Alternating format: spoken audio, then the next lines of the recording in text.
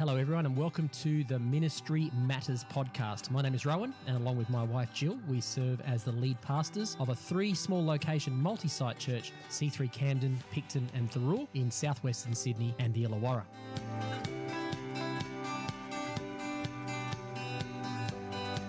On this podcast, Jill and I discuss all matters ministry and share some of the things we've learned and are still learning along the way in our 30 plus years of pastoral ministry experience.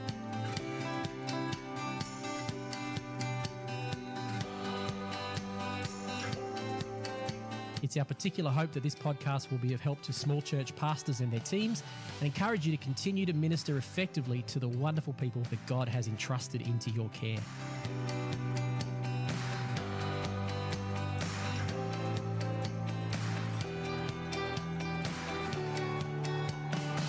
The views that we express on this podcast are our own and not necessarily those of the church or denomination that we're a part of. We'd love to hear from you if you have any feedback, any comments or suggestions on any topics you'd like us to discuss in future episodes.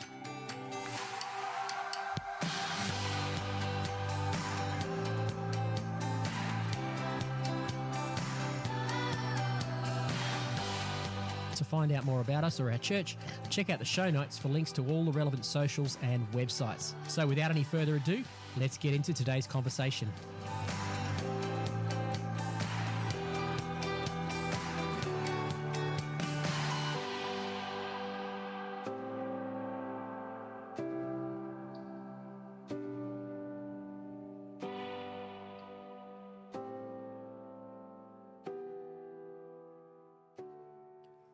Well, hey everyone, welcome back to another episode of the Ministry Matters podcast, and we're on the clock for this one, aren't we, babe? We are on the clock. We're on the clock. Jill has a hand clinic appointment? I do. There is actually such a thing as a hand clinic, isn't there, Yes, for your my 2 broken fingers. So, yes. So we're going to keep this under half an hour. Kind of relates in this topic because we're going to talk about some basics of pastoral care. Yeah. But my first thing I had written down was a hospital exists for people who are sick or people who are injured. And what does the church exist for? Caring for those who are spiritually, emotionally need care and help and are injured, I suppose. So it's about people, isn't it? Yeah, Jesus said that he comes for the health, for the sick, not the healthy, didn't he? That's right. Yeah. And I've visited not necessarily hospitals, but lots of medical places in the last couple of months since I had this injury. And I'm so thankful for people who care for the sick. I'm so thankful. No, not that I'm really sick. I've just got some injuries that need some physio and etc. But I'm so thankful for those people. Just while we're on that, that help us to recover when we're unwell. Isn't that wonderful that we have that? That there are caring people out there in the world. They're amazing. Yeah, so committed. Yeah. Physios are some of the most committed people I've ever come across. Your physio is incredibly committed, yeah. She goes over and above, doesn't she? Yep. So I think with that in mind, that's what we want to talk about. And we're not going to touch on, this is a pastoral care topic today, but we have dozens of pastoral care topics on our list. So we're not going to deal with all of them today. But people care. Care is a big topic. Yeah. This is very basic today. So this is more around some simple essentials and maybe just the heart behind pastoral care as an essential part of, any church life. But we're talking about it obviously in smaller church contexts predominantly, although I'm sure some of these principles we've learned have come from larger church contexts we've served in as well. So what are you going to kick us off with? Where's a good place to start? Well, I think it's establishing that if you care for God's people, if you see yourself as a shepherd, then it's important to genuinely care about people, respect people, have an honour for people, be loving towards people, to have a heart for pain and brokenness, and just to be interested in people, to like people. I think they're really good things to have. Absolutely. Yeah. If you don't have that heart, if people are a means to an end, I think that's the first point that I was thinking of and when I was reflecting on this topic is, do you have a shepherd's heart? And I'm not naturally a shepherding person. I've had to learn skills. I want to genuinely care for people, but I'm not naturally wired with lots of patience. I'm always focused on the next I'm very task oriented. So if I'm sitting with someone, my brain naturally goes to, well, if you do this, this will fix it. I know in marriage that doesn't work, and it doesn't work in pastoral care either, but that's naturally how I'm wired. So I've had to learn, because deep down inside I do want to care for people, but I've had to learn that what I think might work might not always be the most effective. And oftentimes I've found myself finding that's almost like a means to an end. Let me help you and I'll move on to the next task I have to do, rather than, which is what the way you're wired is so much more. I actually genuinely care about the people, and I've learned that, and the Spirit has shaped that in me. I often comment about how I'm not naturally pastoral, and people will say, "What?" They think you're really pastoral compared to others, and I don't take any glory for that. I think that's just something that 30 years of pastoral ministry has forced me to become more that way, and the Lord has changed my heart. There's no doubt about it. I'm much less focused on my own kingdom and empire than I used to be, and I think that's what we'd say in pastoral care, is that you can't be trying to be focusing on pastoring a church or building a team, and if it's your empire. Well, the Bible from start to finish shows that empires are destructive. So the only kingdom we should ever be building is God's kingdom.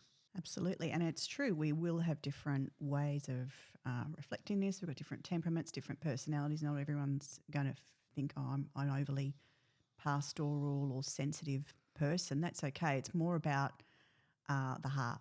It's more about what's your heart motivation. And I think I'm always praying, Lord, let me bear the Father's heart more and more. Help me have your heart. Help me see people as you would see them. Help me have your compassion and kindness and mercy and goodness and heart, and take away my stony heart and give me a heart of flesh. And so I think, it's ongoing. But God's done that for all of us, for each of us, hasn't he? He has. And I think that's the thing, is looking at them and saying, like Jesus said, see they're sheep without a shepherd, the lost and broken ones. Look for the one. The one. Go after the one. Yes. Who is because they're just sheep without a shepherd, like we were. Mm. And so I think to help us, it's good for us to remember that was us. That could be us. Yeah. But for the grace of God, go I. Absolutely. So some really simple things that we do in church life, or that we've picked up along the way that we think are really great, are to know the sheep, know who you've got. So it's really, really practical. You kind of got to know who your people are. And it's not about numbers, but it is about numbers, because Jesus said, leave the 99 and leave the 100, leave the 99 and go after the one. You have to know you've got 99. Good. And so whether you use a database, which is great, or even if you haven't got a database, you can just do this on a spreadsheet. We used to do that, years ago. Before we have databases, and you really just have to know who you have. And so you have to know people's names. You have to know the kids' names. We include everybody on that list, don't we? Absolutely. We have them on there. And obviously there's sensitivity around confidentiality for those things. So if you're getting names for a database or a list, use some appropriate confidentiality policies. If you're going to be a functional church, then you're required to have a confidentiality policy, and people need to be able to know what that is, so they know how those names are going to be used, that information is going to be used. That's the same as in all areas of life, even more so in today's world when there's hacks and data hacks and things. So be very sensitive to that. And I realise in a small church that's hard to do, because it's just another admin thing that you need to do, but seek help. Sorry, I was just going to say, in a small church as well, because one of the things we found in being a small church, when we planted, we only had 45 people at Camden, and it's all very organic. Most of us already know each other. So it feels strange saying, can you all fill out a form giving us your details, because probably already all have each other's numbers in our phone. But it's an important thing to do, I think, to take that step, even though you might already have people's details yourself, because it's letting them know in this relationship, now I'm putting I'm not putting you on my phone as Rohan and Jill that know you, but I'm actually adding you to the church list because you've said this is your church. That's great. And I think that's a step that people, will, if they want to say, identify that this is their church, that's something they'll be happy to do, which means then we add them to our email lists and we include them as being part of the numbers of our church. They can still come if they don't want to do that. That's fine. And we still love them and look after them. But, and it's absolutely essential, like you said, that we have privacy. So what we do with that then is, say, if someone contacts us and says, can I have such and such as details, we don't pass them on to anyone under any circumstances. That once, that information that's being given to the church is is we'll never pass that on. Someone occasionally, we've had people ask, and we'll say, well, most of the time Often what we wouldn't do say, that, our but standard line in our confidentiality policy is if someone rings up and says, could I have so-and-so's details? I say, look, our confidentiality policy does not allow us to give that information out. And it's hard when it's a small church and everyone knows everybody. But what you say is, look, I'm not able to give that out according to the policy. However, I'm happy to contact them, and would you like me to pass on your number to them? And then more often than not, that's the answer. They say, oh, so-and-so asked to contact you. I wouldn't want to pass your details on, but they're happy to have their details passed on to you. And so it's just facilitating connection, but just doing it in an appropriate way. And some people will think that's overkill, but in today's logistical world, and what's the word I'm after, where you actually sue people, not litigious world, you need to be aware of those things. And then if you have those safeguards in place, then you can genuinely care for people and be aware of who you've got. I was thinking about the list you were talking about. One of the things that I have used the list for, two things actually come to mind that I have used the church list for and continue to. The first one is prayer.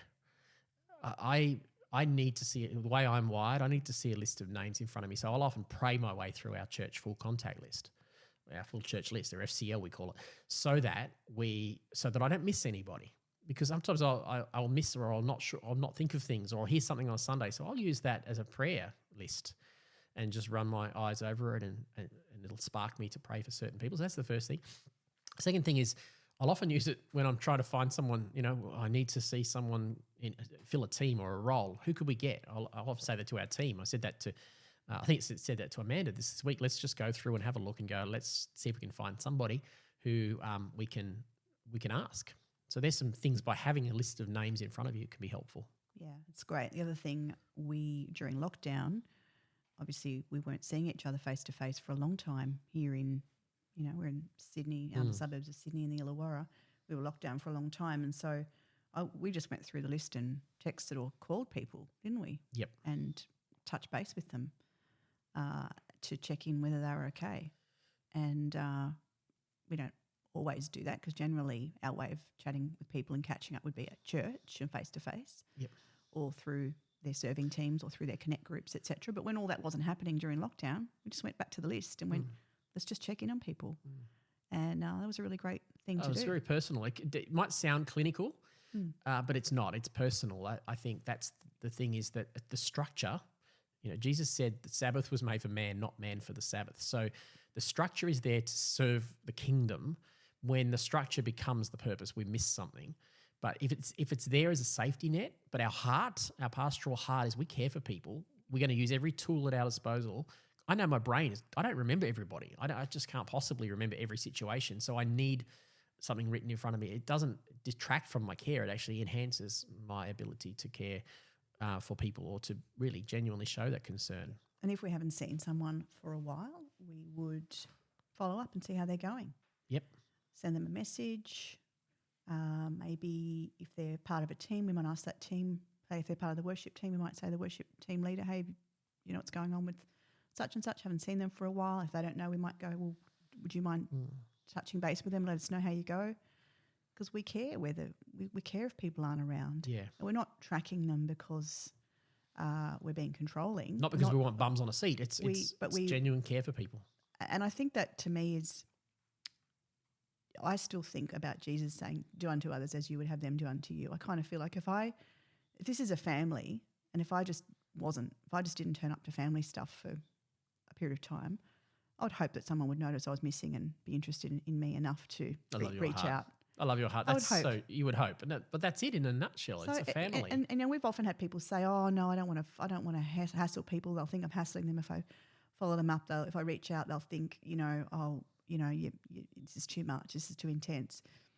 But let's talk just for a couple of minutes. Talk simple, practical things you can say on the phone. I'm always an advocate for phone. I know that in today's world, we often say people wanting to text, and that's okay, but I would still say if you can make the phone call, I would suggest make the phone call over the text message. But text is, some people prefer text. I get that. So what's some practical things you can say to someone who you haven't seen for a while and you've got that attitude you just said, well, I don't want to hassle them. I don't want them to feel like I'm checking up on them. What would you say? Well, most people don't answer their phones. They usually get a voicemail. Right. And I just say, hey, it's Jill here from church, thinking of you, wondering how you're going. Just wondered if there's anything we can pray for or anything you need support in. If you want to have a chat, we'd love to touch base. Yep. Okay, so I'll add to that I will often What would you say? actually, well, that plus I would often actually nearly always do if I'm following someone up, I pray first and I ask the Lord, and I'm praying for them and saying, God, give me a word, and then I'll add in, I've been praying for give you. them a prophecy on their voicemail. No prophecies on the voicemail. No, I have done this where I've said, I just feel like I just wanted to encourage you. I get an encouraging word that, whatever you're facing right now, an encouragement word. And then I would mention that, but say, hey, I would love to continue to pray for you. I have a separate list of people I'm praying for in my Trello board, and I would love to continue to pray if there's anything specifically. So pick up on what you said. Yeah. Please let me know. I've found that people appreciate that. Yeah. People will, more often than not, will hear back from people if you do that. Yeah, and that's true. If I'm genuinely, I'm not going to, probably say, like if I'm genuinely having a prayer time for people, and then people come to mind, I'll text them and say, I'm praying for you, because I actually am. I'm not just going to text them, say I'm praying for you if I wasn't. Like Yeah, no, I get you know what I mean? Yeah, no, definitely, I get that. But sometimes that will be the way around it goes, is that I'm praying for you people. are praying for, and then prompts something. Or I'm praying for the church, and then something will come up and I'll go, oh, I've thought of that person. I'm going to text them and I'll actually say, thinking of you, and I've been praying for you. And it's genuine. Absolutely it is. It always is when you are. So the response back. It always is when I am. Well, you always is, because you're always caring about people. You're not just faking I'm not it. into the BS. No BS from you. So practically reaching out to people. What do you say to someone you haven't seen for a while? Simple 30. You've got a great way to, if you're not sure if the person is still around or they've been a bit hard to reach, and sometimes people in our team would say, we've been trying to reach them, I'm getting no contact. And we like to know who's in the flock and who's not. Yeah, so sometimes people have a bit of a vibe of our people on our team or whatever else. So I think they might be going somewhere else. I don't think they're with us anymore. And I'll say, well, have you asked them? Do you know that for sure? We're not going to take them off the list and not have them, and then take them off our emails, because I'll suddenly stop getting our emails and they'll think we've stopped communication with them. Sure. And they haven't indicated that they've left, or they haven't unsubscribed to our emails. It's funny how when people unsubscribe to emails, that's often a way that they're letting us know that they've left. It's often a sign. Yeah, that's often where we see it. Yep. And that's our way of seeing it. Well, it's often a warning sign when we notice it. We go, okay, we need to just check in on that person. But our heart has never been to try and hold on to people, has it? No. If they're in another church and they're happy and they're fulfilled, that's what I was getting at. So that's right. Then I'd contact them and say, we haven't caught up, haven't seen you for a while, hope you're well. If you're going to another church, or if you've decided not to, come along anymore, that's okay. Just, if we're cool with that, just let us know, and we want what's best for you. And we wish you all the best and many blessings. Because people sometimes do make a decision to move away, but they don't know how to say that. So rather than getting heavy on them, people do move, and people come to our church who've moved from other churches. So rather than getting heavy on them, being permission giving and saying, hey, we love you, we care for you, we just we pray for you. If you put it this way, you used to say, do you still consider us your church? I think I'd say, I'm not sure whether you still consider that's what you say, our church to be your home. If feel free to let me know either way, and you have our blessings we get responses to that some people go, I have moved on, and other people go, oh no, I'm just going through a tough season right now and I haven't been around and I know I need to get back to church. Suddenly you've got an open door there, so you're actually showing care and concern, and I can't tell you how many times we do that and people will come back. So that's some practical things, but it does begin in our heart, doesn't it? It begins with, what is our motive here? Is our motive to get a bum on a seat on a Sunday, or is our motive as a pastor, as a shepherd, genuinely for people? And so in the last few minutes, why don't we talk about the whole shepherd's list and FCL context that we talk about, these two lists that we have. We don't actually call them that, but that's the names we've heard. We've heard other people call them. Yeah. Kind of picked up on. Yeah. We do have a full church list, the FCL.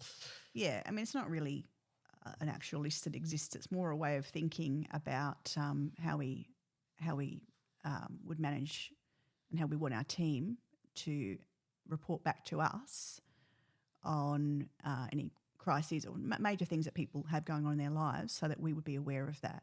So we think it's important that people would assume This is what it's around. It's like people would assume that when they're going through something, a major thing, so say it could even be an operation, or they've had a baby, or they've had a death in the family, or even if it's a great new thing, job, like whatever. they just graduated, like this, depending on the size of the church too. I mean, we're talking about if you've got less than 100 people, probably you should know this stuff, right? Our challenge is that we have 3 small locations, so we've had to do this because we add our 3 small locations together, and there's no possible way that we can know everybody, because then we've got a mid-sized church congregation, mid to large-sized church congregation. But with 3 smaller to mid-sized churches, as an individual pastor, we would know this stuff. So that's the challenge. That's why we've had to go to this. And this advice of the Shepherd's List came from a very senior pastoral person in our movement. We won't name her, but she is amazing and does a wonderful job with pastoral care. And so she told us about Shepherd's List many years ago, didn't she? Yeah, so it was basically if we ran into someone in Woolies or down at the petrol station from our church, and they went, g'day, how you going? And they were like, they looked at us as if to say, don't you know that what I've just been through, this major incident, then we would feel awful because we probably should have known. So we say to our team, if any of these things happen, someone has an operation, someone has a death, if someone has a major life situation, we want you to let us know, so that because that's outside your normal everyday life stuff. Yeah. When those things happen, and again, we know ourselves, do unto others as you'd have them do unto you. We know ourselves when things happen. We appreciate it when someone goes, when someone congratulates us, or when someone's interested. I mean, that's the time when it matters, right? So we like to know that, so we can, even if it's just a 30-second shout out to them, or pray for them on a Sunday, or send them a message or something.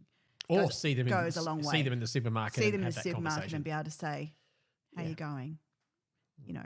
I heard that such and such. Yeah. So that's that benchmark, is that whole supermarket scenario stuck with me, because there's times where I'll cross paths with people and I'll find out afterwards, I didn't know that situation. Yeah, and when you don't know, I say, I'm so sorry, I haven't been made aware of that. And I'll acknowledge that and say, I'm sorry, I should have known that. Yeah. And then I'll encourage them and pray for them right on the spot. But it feels awkward, because it feels like they go, you didn't know. I've told so many people in the church. How come you didn't know? You're the pastor. Yeah, yeah. I had this with a lady in the church whose mother had passed away, and I knew her mother was palliative, and I saw it, and she was at church. And I went, how are you going? How's things? And she starts to tell me about how the funeral was. And I didn't know that her mother, I was asking, thinking, how's your mum? Because I know she's not well. And she starts to tell me about the funeral. I didn't know her mother had passed away. And it was just like, but she was already in the middle of this big story about the funeral. Assuming that you knew. Assuming that I knew. So it was one of those times where I made the call where I thought, I'm not going to say that I didn't know, because really she doesn't want my response right now. She just wants to pour out her heart to me and tell me where she's at. And she doesn't need me to interject with, I didn't know. That's about me. That's about you, not about her in that situation. I just, I had known her mum was palliative. I knew death was close. And you had been talking to her, yes. But I just thought I would have approached that Wasn't completely that you weren't differently. talking If to I her had have normally. known that her mother had already passed away, I would have come to that conversation differently. And, it's not down on our team. We can't always, not everybody's, perfect at everything. No. But it's just more, we would say to people, let us know when these kind of things happen. And so there's 2 thoughts come out of that. One is a reporting structure. So anything written down, it's best to do it verbally if you can. If you are writing down into a database or something, we learned years ago that anything that's in a database can be subpoenaed by a court of law. So you need to treat it like medical records. And so can text messages. And so can text messages, etc. Any email correspondence. Written. Yes. So that's okay, but just be aware of that. So don't write negative things about people. Well, you shouldn't have negative thoughts about people anyway, but sometimes if it's a sensitive matter, don't put it in writing. Just say, Rohan I had a chat with this person. If there's any questions, speak to me. That way you've got the message across that you've chatted, but you've kept it appropriate. And it's a general rule in pastoral care, comments, text messaging, reporting. We learned years ago, basically don't say anything in writing that person would not be happy to see written themselves. That's right. So that's just a simple little benchmark. Not your opportunity to vent and say, they left. I don't know why. It was a stupid idea. That's right. Yeah. Just be caring. Let's have that pastor's heart. That's not what you do. Yeah. So in the last couple of minutes, we've got about 6 minutes left. Let's just do an overview of our full church list meeting and what we do in that meeting. And this is just, every church is slightly different, but just how it works for us. And we're not perfect at this, but this principle of how we know the number of sheep we have and who we have. Why don't we talk to that sort of FCL concept? Yes, so we'd make a time to go through the list, and we would Not just with ourselves, but with team as well, with Connect Group leaders. Not so much Connect Group leaders, but you get reports from Connect Group leaders and things like that. Yeah, it has morphed and varied over the seasons as to who's involved in that and who it's what's relevant. It can be quite long going through a list. You'd be amazed even with 100 people how long it is to go through a list. Yes. Yeah, so it's not, you wouldn't have loads of people in it. That wouldn't be useful. That wouldn't be a good way to use time. I think have some key pastoral people, and this is something I was thinking of, I meant to say earlier, is we don't have to do all of this ourselves. Usually in a church there are great, caring, not necessarily pastors, but people with pastoral hearts that are this way inclined, and they will be people who might be running small groups or might be running prayer meetings or might be just caring kind of people, and they're trustworthy people and they're people who are good people, and we can assign them to do some of the pastoral care. When we do that, we need to let the church know, we need to endorse that person. So when they are contacting on behalf of the church, on behalf of the pastors, people aren't surprised and thinking, well, who are you and why are you contacting And me? we train the people to say, I'm calling on behalf of Pastors Rohan and Jill or something like that, don't you? Or Pastor Edwina, so that they know that this is, because sometimes they're friends as well. And then they think, oh, that's just a friend checking up on me. They don't actually know that person is actually operating and serving in a church capacity. So we train our pastoral people to let them know I'm contacting you on behalf of the pastors, so that the person has in mind, the church is actually interested in me. This isn't just Chris, my mate, who's called me up and checking in on me. Yeah, and generally, if the person, sometimes people would say to one of those pastoral team, are you going to report back to the pastors things that we've talked about? And it's, well, we don't have time to sit and hear everyone's. No, we need to know everyone's scenario, everyone's story. And however, we always do say that in the case of, from a safety perspective, in the case of any harm, yes, any mandatory report or any threat, immediate threat of harm, neglect, those kind of things always need to be upline reported. But other than that, if you're listening to this and you're a member of our church or a member of a church and you think, you have that mentality of, are you going to let the pastors know that good pastors don't need to know. It's more that it's helpful for us to know so we can care for you. So our heart is not to check up or to control. Our heart is, we want to know what we need to know in order to be able to pray for you, support you, bring you into our thoughts and our prayers and structures and conversations around that sort of thing. So that's a shepherd's heart, rather than that's a shepherd cares for the sheep, not uses the sheep. Yeah, and it's not to get bogged down in talking about everyone's problems and making it into gossip or making it into all of that. We all have stuff that we're dealing with. It's more, how can we help this? Is there an area? Is there some way that we can support this person better? Yep. Is there someone we can disciple them? Is there an area of their world that we feel, hey, this is the next step in their growth and development in God? How can we all target that together?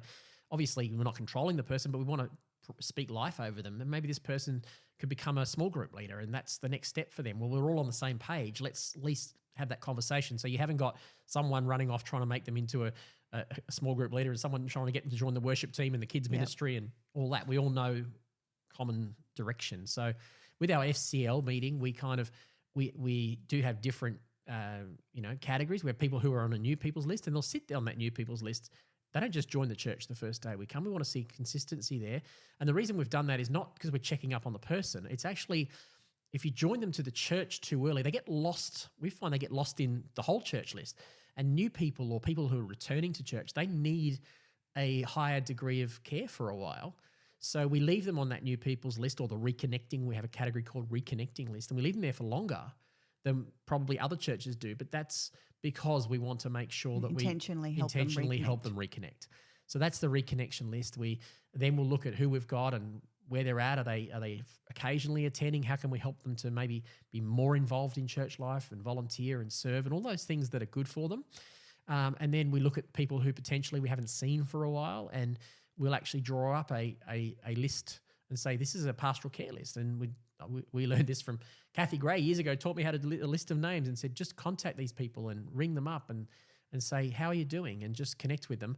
And so by doing that, we're following people up rather than them just drifting away. And we'll say, okay, within the next month or so, these are the people we're following up, and it becomes intentionalized. And some will then have moved on or have stopped coming. That happens in church life, but others we will have rescued, and we'll probably do a whole search and rescue conversation, because that's a whole ministry in itself, isn't it? But anything else you wanted to add on those simple little practical tips before we wrap up?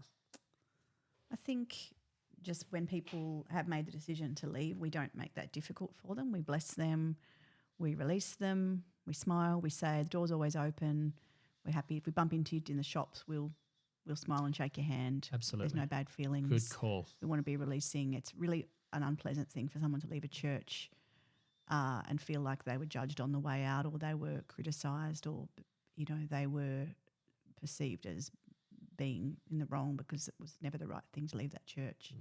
People have bad all kinds of reasons with that. Oh yeah, and we've had people come to our church who've had bad experiences with that. And when people leave, exactly, I'll often say, look, I don't want there to be any hard feelings. Even if sometimes it's good for people to leave, sometimes it's neutral. And sometimes as a pastor, I say, look, I don't think this is the right thing for you. And I'm not hiding that. I'll say, look, I actually think that this is not the right choice for you in this season. However, I don't control you. I love you. And if it turns out it's the wrong decision, you're welcome back with no questions. I've never said that to someone. I have. I've said, and if it turns, I have said it a few times.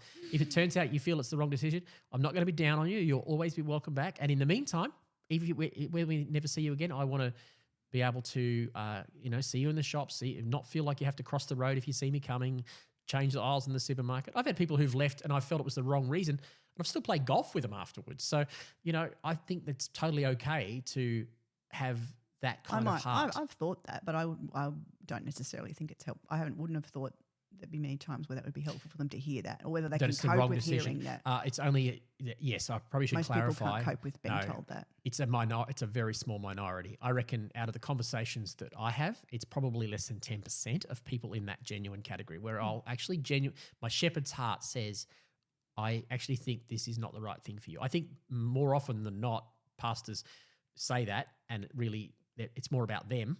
I'm not doing that. Literally less than 10% of people who I'd say, but sometimes there is that conviction, and you've just got to say it graciously, but say, look, as a shepherd, I'm not controlling you, but I just think this is not the best decision for you, but I love you anyway. So yeah, it's rare, but I think a shepherd's heart requires that sometimes. People need to have agency in the decisions they make in their own life. Correct. And no amount of our, push or coercion. Maybe I'm being too pushy, but no, it's not about pushy or coercion. It's my shepherd's heart. I think sometimes I have to do it. You can have your opinion. That's great. You can have your opinion. Thank you, babe. So kind of you. All right. Well, that's enough for this one. So thanks for being with us today. We'll talk to you in the next episode. See ya. Thanks for listening to this episode of the Ministry Matters podcast. Hey, if this podcast has been an encouragement to you, or you think it could be to others, we'd be so grateful if you'd share it with your friends on the socials. So before you head back into your day, if you could take a moment to like our Facebook and Instagram pages and share them with your friends, that would be awesome. You can find us by searching @Ministry Matters Podcast, all one word. And one last thing that just helps the podcast algorithm to work for us. We'd really appreciate it if you could take a minute to rate and review our podcast. Be sure to click that follow button wherever you listen to your podcasts, so every new episode will be loaded straight to your device. And for those of you watching on YouTube, be sure to hit that subscribe button and ring the bell so you know when a new episode drops. All the links you need are in the show notes. So thanks so much for being with us today, and we look forward to talking to you in the next episode.